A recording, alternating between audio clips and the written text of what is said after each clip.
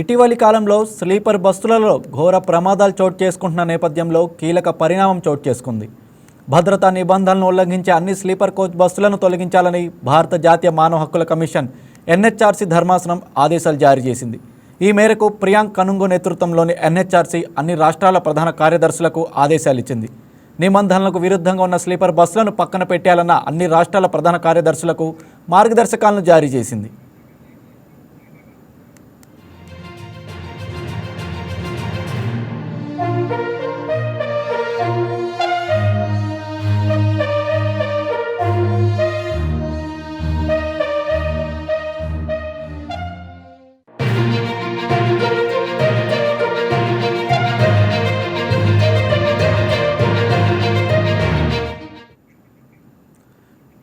దూర ప్రాంతాలకు వెళ్లే ప్రైవేట్ స్లీపర్ బస్సుల్లో ఇటీవల ఘోర ప్రమాదాలు సంభవించడంతో అనేక మంది ప్రాణాలు కోల్పోయారు.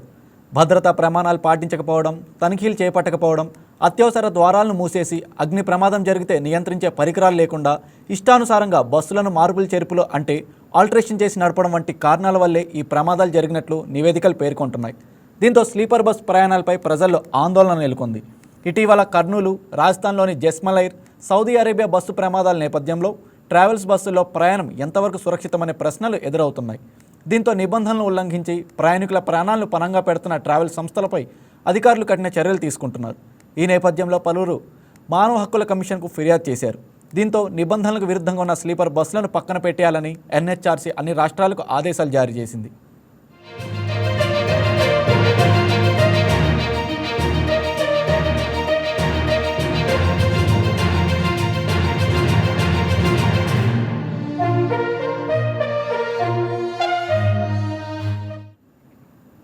దూర ప్రాంతాలకు ప్రయాణించే వారికి స్లీపర్ బస్సుల్లో లోపభూయిష్టమైన భద్రతా ప్రమాణాలు, తనిఖీలు లేకపోవడంతో భారీ ప్రమాదాలు సంభవించాయి. కర్నూలులో 19 మందిని, రాజస్థాన్లోని జెస్మలేర్లో 20 మందిని స్లీపర్ బస్సులు పొట్టన పెట్టుకున్నాయి. దీంతో స్లీపర్ బస్సుల్లోని భద్రతా ప్రమాణాలపై భారీ ఆందోళనలు రేకెత్తిస్తున్నాయి. ముఖ్యంగా కర్నూలు, జెస్మలేర్లో జరిగిన సంఘటనల తర్వాత మరింత చర్చనీయాంశంగా మారింది. ఇవి యాదృచ్ఛికంగా జరిగినవి కావని, సరైన భద్రతా పద్ధతులను పాటించకపోవడం, బస్సుల డిజైన్ల రూపకల్పనలో సమస్యలు, నిబంధనలు సరైన తనిఖీలు లేకపోవడమే ప్రధాన కారణమని ఉన్నాయని పలు నివేదికలు తేల్చాయి. అందుకే స్లీపర్ బస్సుల విషయంలో ఎన్హెచ్ఆర్సీ కీలక నిర్ణయం తీసుకుంది.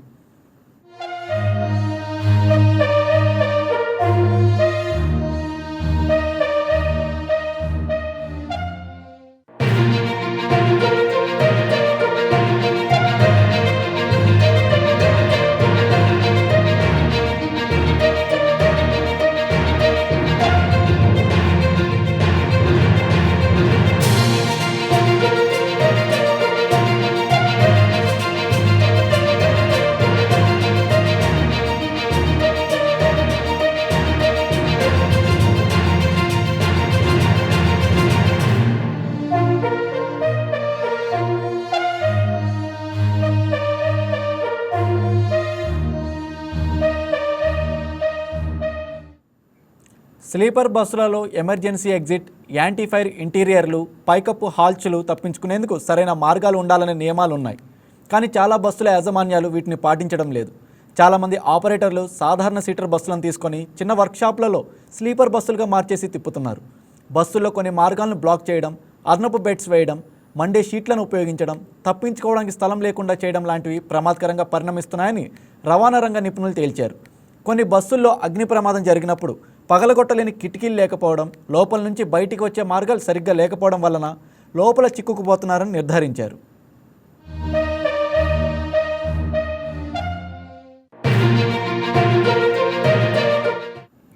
స్లీపర్ బస్సుల్లో కొన్ని మార్గాలను బ్లాక్ చేయడం, అదనపు బెడ్స్ వేయడం, మండే షీట్లను ఉపయోగించడం, తప్పించుకోవడానికి స్థలం లేకుండా చేయడం లాంటివి ప్రమాదకరంగా పరిణమిస్తున్నాయని రవాణా రంగ నిపుణుల అధ్యయనంలో తేలింది.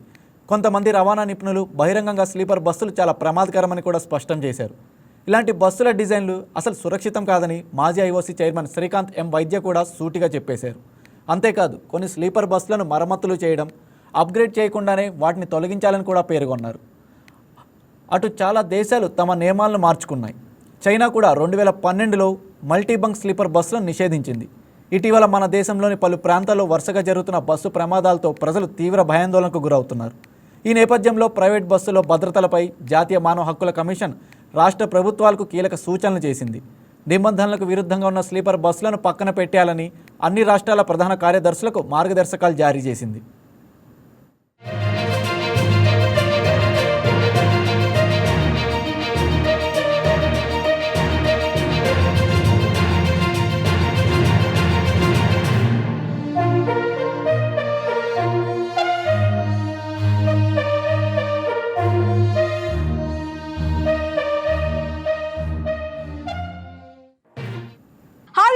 ఈ వీడియో మీకు నచ్చినట్లయితే లైక్ కొట్టి షేర్ చేసి వైకే టీవీని సబ్స్క్రైబ్ చేసుకోండి.